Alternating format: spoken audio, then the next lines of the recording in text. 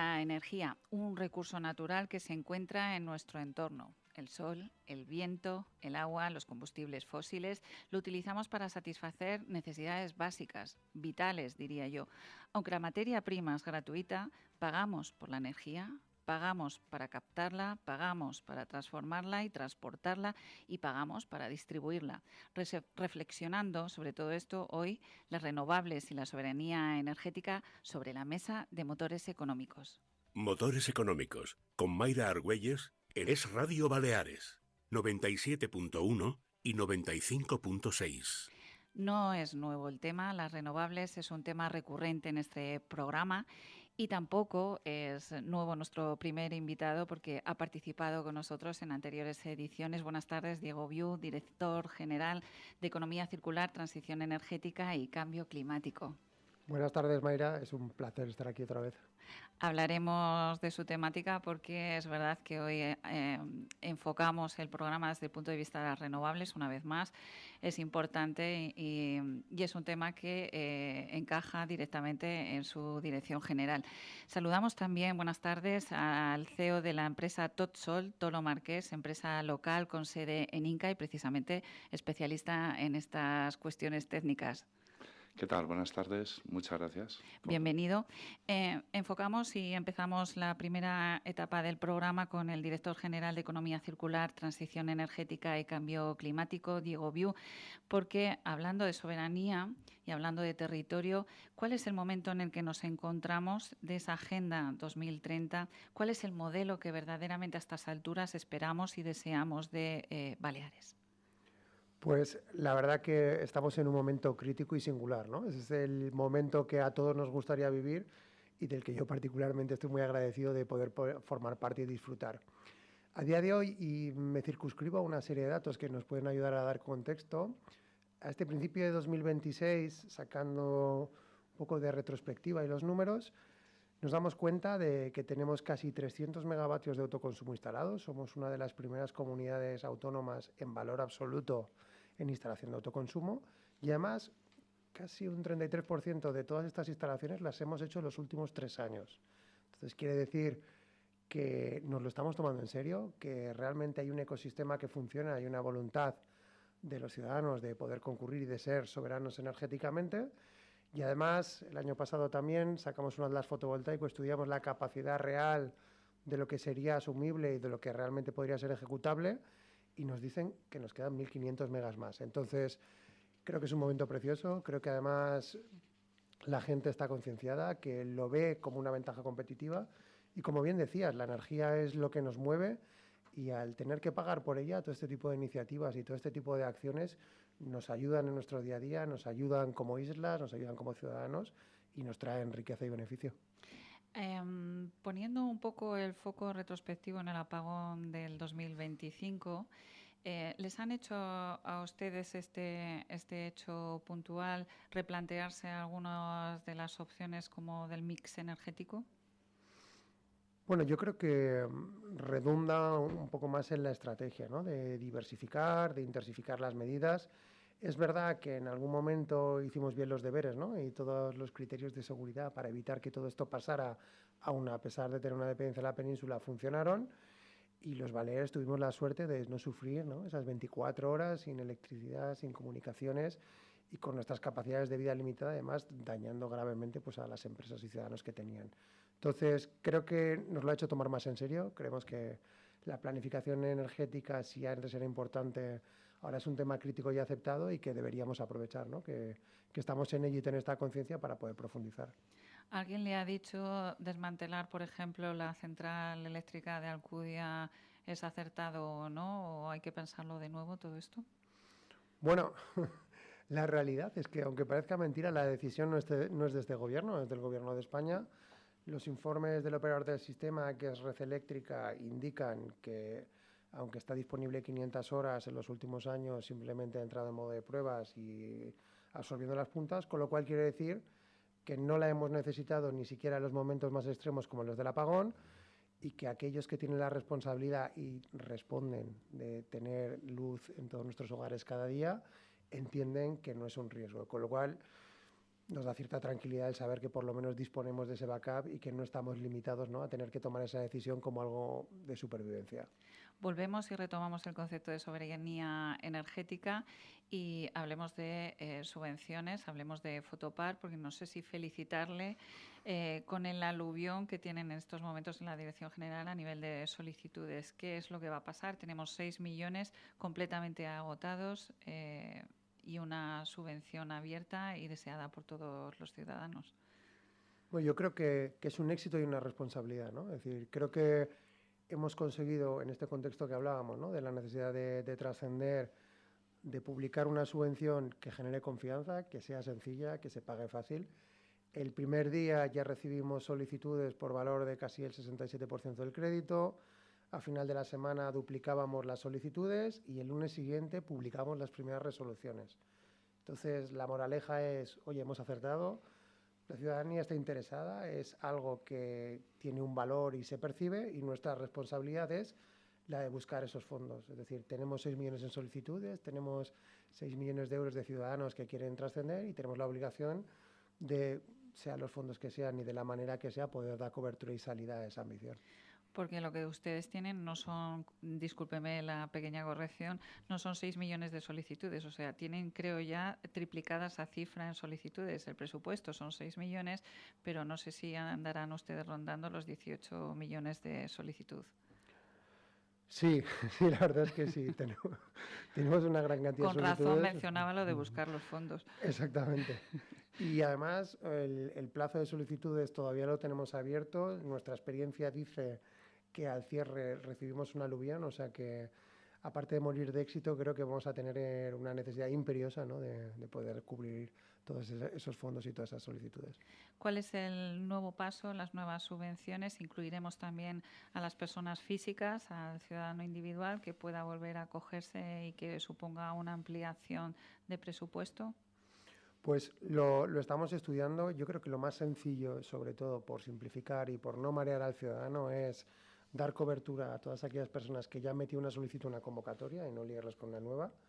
Estamos trabajando también y hemos consultado a las asociaciones, ¿no?, para desarrollar subvenciones más vinculadas a la empresa, a los autónomos, a las personas físicas con actividad económica, tanto en el ámbito de la fotovoltaica, las aerotermias y hidrotermias, las baterías, ya sean asociadas a una fotovoltaica o solo para gestionar en sus propios hogares. Y nos gustaría, ya ambicionamos, ¿no?, poder solucionar este tema de los fondos y que quizás en abril o mayo pudiéramos abrir una nueva convocatoria. Las convocatorias de PITEI PYME y PITEI Polígonos, que traían la retirada de amianto, tardaron en arrancar, pero también han sido un rotundo éxito. Hemos movilizado casi más de 70 megavatios en solicitudes y entendemos que el sector ha entendido que realmente se puede hacer, ¿no? Hemos activado el ecosistema para la retirada de amianto, del cambio de cubierta, las empresas se han puesto a trabajar y le han visto un valor añadido y un potencial. Entonces, haciendo también eco del Atlas de la capacidad que nos queda disponible por poder instalar, creemos que es un vector que no podemos dejar de hacer, porque al final, más allá de todo eso, es dinero en el bolsillo de nuestras empresas, ¿no?, que los costes energéticos sean menos y que ayudemos también a nuestras empresas a ser más competitivas entre ellas y con el resto. He creído entender que se admiten todavía solicitudes de subvención. ¿Es recomendable presentarlas a pesar de que sabemos que no hay presupuesto? ¿Van a considerar esas presentadas de forma adicional o habrá que presentarse nuevamente a las nuevas subvenciones? No, yo creo que merece la pena el presentarse ahora. 1, porque es sencillo. 2, porque es gratis presentar la solicitud. Y porque estamos ambicionando el poder dar cobertura a todos. Entonces, la solicitud, y si no Tolo nos lo confirmará, tienen 3 papeles, es bastante sencillo, y guardarse un sitio en la cola, ¿no?, y tener esa ventana de oportunidad a la espera de que el gobierno luche por esos fondos, pues yo creo que puede ser una oportunidad para lo que realmente significa. Antes de preguntar a Tolo sobre aspectos técnicos ligados y no ligados con las subvenciones, sí me gustaría retomar otro tema, que es la red MELIP, ¿no?, que alguien pensaba cuando se tomó la decisión de que parte al menos de la red MELIP, que dependía de los municipios, de los ayuntamientos, fuera de pago, pensábamos que esto iba a ser una crisis y no ha sido así. Ha aumentado el uso y el número de cargas en el 2025 de una forma importante. Se han actualizado algunos puntos de recarga y estamos hablando ahora mismo de una red de 1.248 puntos. Entonces, ¿cuál es el funcionamiento real ahora de la MELIP y qué esperamos de la red en el 2026? Bueno, yo creo que, como dices, nos hemos tomado muy en serio que la red MELIP no debe ser un experimento, sino que realmente debe ser una facilidad y tiene que ser útil. Detrás de todo esto hay un plan de reposición de puntos antiguos. Evidentemente que las cargas se cobren además a un precio tasado y yo creo que bastante competitivo ayuda a que la red sea sostenible y que se pueda reparar, se pueda mantener, incluso se pueda pensar en esa reposición. Y después de varias decenas de puntos cambiados, de nuevos puntos conveniados, hemos conseguido generar confianza. Y ya es lo que decías, ya no solo es que dispongamos de más puntos a pie de calle, sino que casi hemos incrementado un 50% las recargas. Entonces, quiere decir que es útil, quiere decir que el efecto precio no era disuasorio, sino que además nuestras encuestas nos decían que la gente estaba dispuesta a pagar, pero lo que quería era que funcionara. Estas semanas estamos rondando el 85% de disponibilidad y ambicionamos pues, el alcanzar ese 90%, ¿no?, de los mejores operadores para poder generar esa confianza y que realmente sea una posibilidad y la gente no piense que solo puede tener un vehículo eléctrico si tiene una carga vinculada en su casa. Esperamos entonces que cambie un poco la imagen que tenemos de la MELIP, sobre todo los titulares, aquellas de el 45% no funcionan y nunca van a funcionar. Ahora estamos hablando de una situación de 85% y mejorando, ¿no? Tal cual.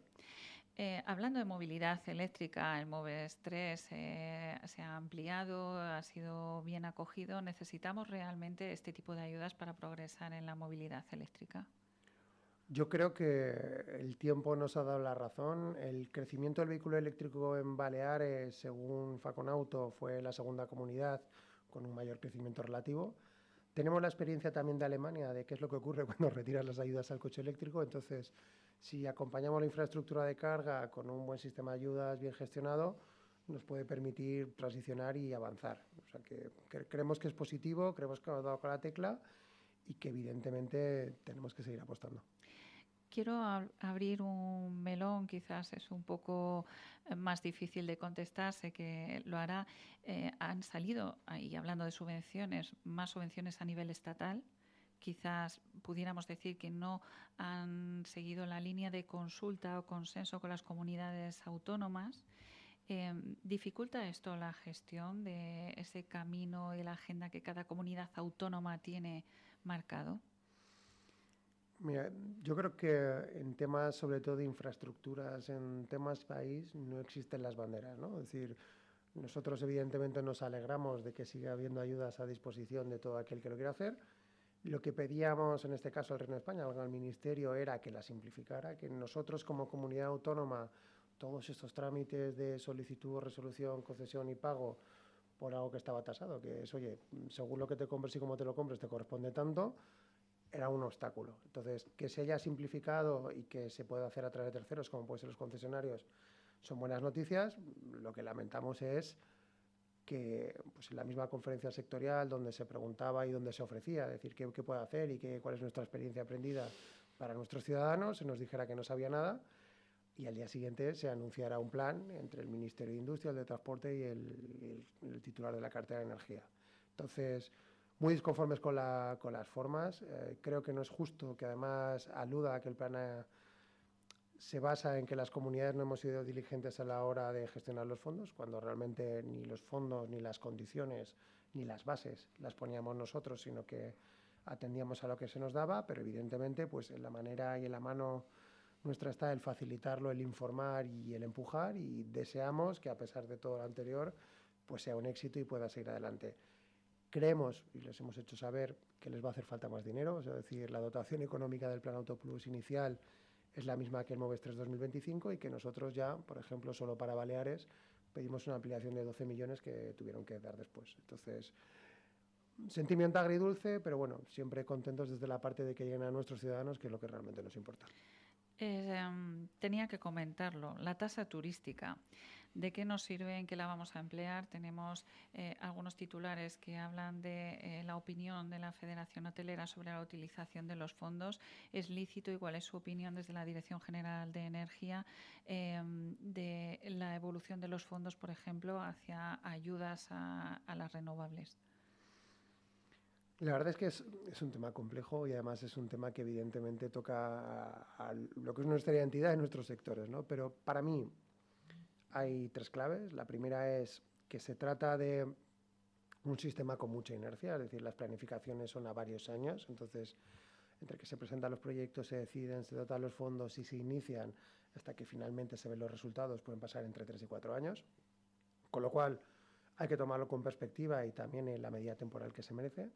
La segunda es que pienso sobre todo que este Ejecutivo se ha tomado muy en serio lo que es el impuesto de turismo sostenible, que tiene que ver con el turismo, que tiene que ser transformador y que tiene que ver con sostenibilidad. Es decir, desde que al menos yo estoy sentado en esta cartera, no se han financiado conciertos, no se han financiado actuaciones que no tengan que ver con estrictamente temas de sostenibilidad y que, por tanto, yo creo que la dirección es acertada. Me consta también que en el ámbito de las mesas del Pacto de Sostenibilidad se está hablando de vincular esta agenda de transición, de vincular este gran consenso sobre dónde queríamos llegar y qué es lo que tenemos que hacer con un impuesto que está destinado precisamente a satisfacer los mismos pilares, ¿no? A transformar nuestro territorio y nuestros sectores económicos y hacerlo más sostenibles y regenerar.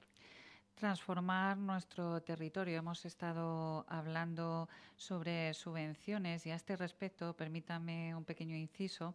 A propósito de una recomendación del especialista Germán Pérez Cámara, director general de Confialia Asesores de Empresa en el grupo ETL Global, y que nos dice cómo tenemos que considerar estas subvenciones en nuestras cuentas. Buenas tardes, Mayra, y buenas tardes a los oyentes de Motores Económicos. Cuando una empresa o un particular decide instalar placas solares, normalmente piensa en tres cosas: ahorro en la factura eléctrica, sostenibilidad y en la fiscalidad de las ayudas. Empiezo por una idea clave. Las subvenciones para instalaciones fotovoltaicas no son dinero gratis desde el punto de vista fiscal. Si hablamos de particulares, lo habitual es que la ayuda recibida se considere una ganancia patrimonial y se incluya en el IRPF. Es decir, suma como un ingreso más en la declaración de la renta. Ahora bien, hay una excepción relevante. Determinadas ayudas están expresamente exentas. Por tanto, es fundamental identificar bien de qué programa procede la subvención. Además, en muchas comunidades autónomas existen deducciones por instalar renovables en la vivienda, pero con matices importantes. Simplificando, primero resto la subvención y sobre lo que realmente pago aplico la deducción. En el caso de las empresas, el enfoque es distinto. La subvención suele calificarse como subvención de capital y no se integra toda de golpe en el resultado, sino de forma paralela a la amortización de la instalación. Esto tiene una ventaja clara: suaviza el impacto fiscal en el tiempo. Y aquí viene un punto especialmente interesante para los empresarios. Las instalaciones de autoconsumo renovables que entraron en funcionamiento en 2023 o 2024 pudieron beneficiarse de un régimen de libertad de amortización, con un límite elevado y condicionado al mantenimiento de empleo. Traducido a lenguaje sencillo, adelantar gasto fiscal hoy para pagar menos impuestos ahora. Por tanto, aquellos empresarios que no lo aplicaron, que no aplicaron esta libertad de amortización, pueden ahorrarse un dinero en esta declaración de 2025, si la aplican. Conclusión: una instalación fotovoltaica bien planificada no solo ahorra energía, también puede optimizar impuestos, pero mal planificada puede generar sorpresas desagradables en la declaración de renta o en el impuesto de sociedades. Por eso, la recomendación de ETL Ilia Confialia es clara: antes de firmar la instalación o solicitar una subvención, sentarse con un asesor fiscal, porque en renovables tan importante es el sol como el papel. Buenas tardes. Buenas tardes y gracias, Germán Cámara de Confialia, porque es verdad, enriquece nuestro patrimonio y a veces se nos olvida que una subvención hay que darle la cuenta necesaria, no solo solicitarla. Pues con este consejo quería hacer referencia, y ahora ya meto a nuestros dos invitados en la conversación, a una nota de prensa la semana pasada de la Federación de Empresas Instaladoras de España, trasladando al MITECO al Ministerio su preocupación sobre algunos cambios que apuntan, y me gustaría la opinión de los dos presentes, en el borrador del nuevo Real Decreto de Autoconsumo, en el que se hablan, por ejemplo, director general, de aumentar las distancias de 2 kilómetros a 5 kilómetros, ¿no? ¿Qué supone esto, por ejemplo, y qué valoración hacen ustedes si con eso piensan que se pierde la soberanía energética, por ejemplo, o corre el peligro de un desplazamiento de la sociedad, de esa capacidad de hacer autoconsumo hacia otras organizaciones que acaben vendiéndonos la energía? Pues yo creo que al ser una normativa de ministerio y la asociación a nivel nacional, recoge la idiosincrasia de todos y cada uno de los territorios, ¿no? En la parte balear y en la parte que nosotros conocemos, hicimos ya un análisis en el proyecto europeo que tenemos de Clean Energy for EU Islands, de aceleración de la transición energética en islas, y nos salía como una herramienta de dinamización y transición. Y digo por qué. Es decir, a nuestro entender y viendo los resultados, todo aquel que puede hacer un autoconsumo propio para beneficiarse del consumo, lo realiza. Y además lo realiza porque tiene una serie de subvenciones, tiene una amortización que es bastante rápida, que es un bien que cae muy bien y se amortiza muy rápido, y que en todo caso, todos aquellos que hacen autoconsumos compartidos, como nuestro Instituto Balear de la Energía, lo que pretende es maximizar la cubierta a pesar de que no tiene la capacidad de consumir esa energía.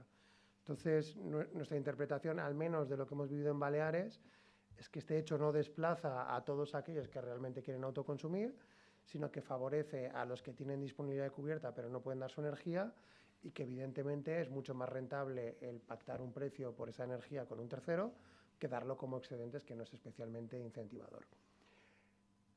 Nuestra visión es esa, entendemos que nos puede ayudar a maximizar y que en tanto en cuanto pues comunidades de vecinos, sobre todo edificios plurifamiliares con cubiertas que no son accesibles o que no se tiene la titularidad sobre todo de todas las cubiertas, pues puede ayudar también a beneficiar de un mejor precio y que por otra parte haya otra persona que te permita avanzar. Pero es verdad que es nuestra lectura local. Hablando de lectura local y especialista de territorio, es Soraya Tolo Marqués, gerente de Totsol, que es una empresa precisamente de instaladores locales, empresa habilitada, que tenéis vuestro centro de actuación en Inca. ¿Qué significa para vosotros esta lectura de los 5 kilómetros a nivel de compartir energía?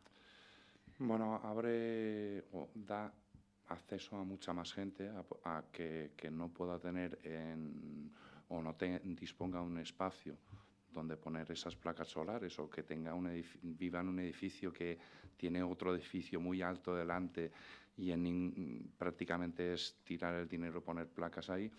Esa gente se podrá beneficiar y tendrá ese límite de 5 kilómetros en vez de 2.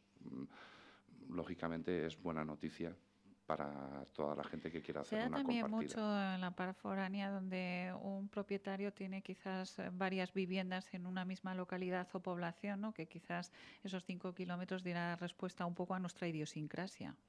Sí, es así. Aquí en Mallorca es muy típico lo de tener la casita de campo o tal, y claro, 2 kilómetros depende de qué pueblos.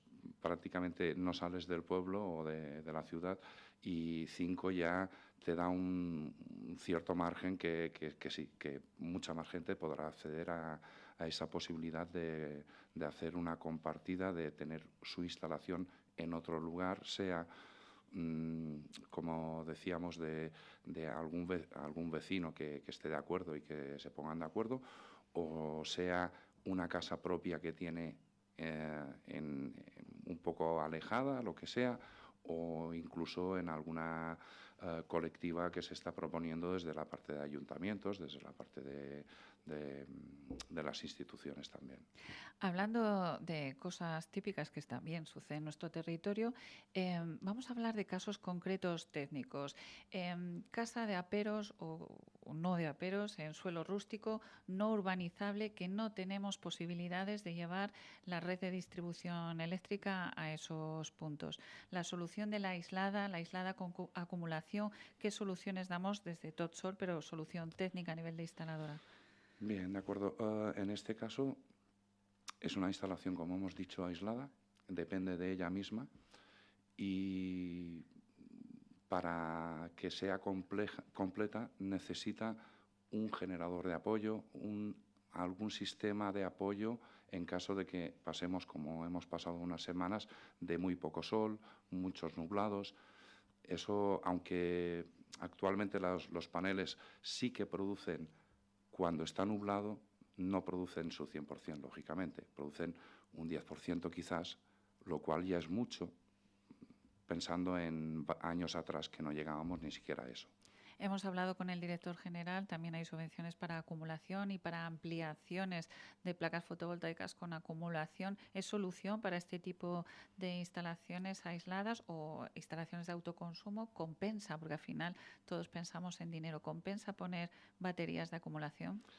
Bueno, yo diré que por experiencia propia llevo más de casi 20 años prácticamente viviendo con energía solar, independiente de la red eléctrica.